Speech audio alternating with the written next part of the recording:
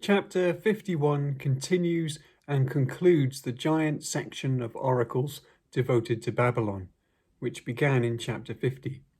The space given to Babylon almost matches the space given to all the other nations put together. It is not too surprising, however, given the role Babylon played in the judgment of God's people. What is not so easy to understand is how Jeremiah could seem so positive towards Babylon, but also so negative. The short and easy answer is that this was all the word of the Lord, and so Jeremiah must express and proclaim a viewpoint and understanding which is far beyond his own or anyone else's. What this meant for Jeremiah's prophetic ministry is that Babylon was the instrument of God's justice, a servant summoned from far away to wreak a terrible vengeance on adulterous Israel. And, in practical terms, Jeremiah also pleaded with those in authority not to rebel against Babylon, and then, after they did, not to fight them, but to surrender.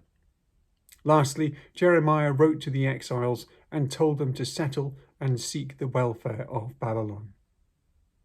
And yet, in all these things, Babylon sinned greatly against the Lord, and the punishment she is to receive is described as the Lord's vengeance. Verse 6 is an exhortation for the exiles to flee from Babylon. It goes on, "Do not perish because of her guilt, for this is the time of the Lord's vengeance. He is repaying her what is due." Yet in the previous verse, having said Israel and Judah have not been forsaken, the prophet adds, "though their land is full of guilt before the Holy One of Israel."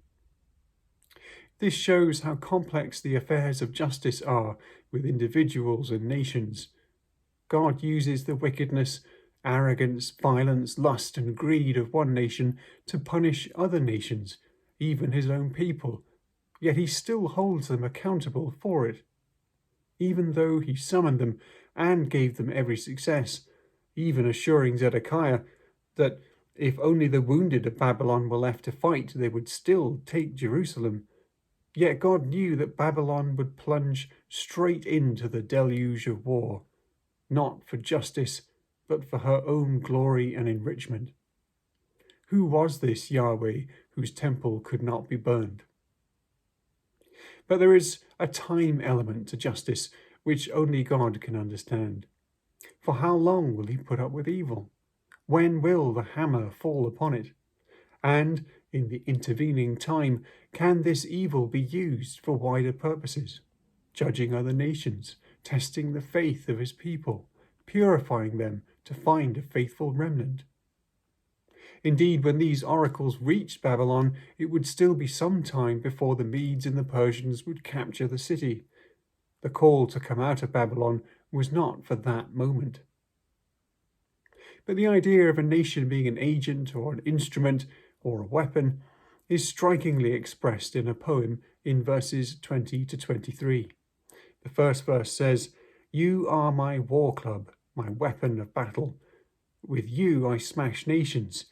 With you I destroy kingdoms." But who is the war club?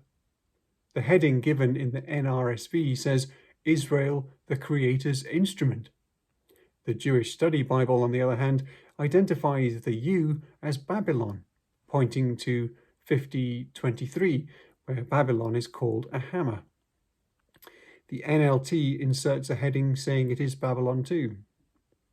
The New Oxford Annotated Bible thinks that it is actually the Medes who will eventually conquer Babylon. One major commentary thinks it is Israel and points out that a different Hebrew word is used in chapter 50, and so the weapon is more like a mace in chapter 51. And yet another major commentary argues for Babylon because the Hebrew indicates these smashings of the mace are a past event, which would fit Babylon, but not Israel or the Medes, which are future. To my mind, the differing words for the weapon are not strong evidence that the Lord is referring to two different agents. The fact that the Medes were mentioned in verse 11 is a good reason to think that this section is about them, but there is no other indication. Identifying the mace as Israel is difficult because it was not Israel's role to destroy the nations, and the indiscriminate brutality of smashing the old man and the boy and the young man and the girl in verse 22. It is true that in Psalm 2, God's anointed one, God's Son, will shatter the nations with a rod of iron, the nations who have come together to rage against him. But this is the Messiah, not the people of Israel. Isaiah 11:4 says of the Messiah, "But with righteousness he will judge the poor, and decide with equity for the meek of the earth.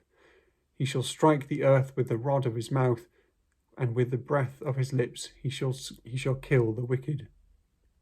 It is true also that in Revelation 2:27, the risen Jesus promises that to everyone who is faithful to him till the end will be given authority over the nations and to rule them with a rod of iron. But this is likely an image of sharing in his reign over the earth in a new world of righteousness that he personally will create.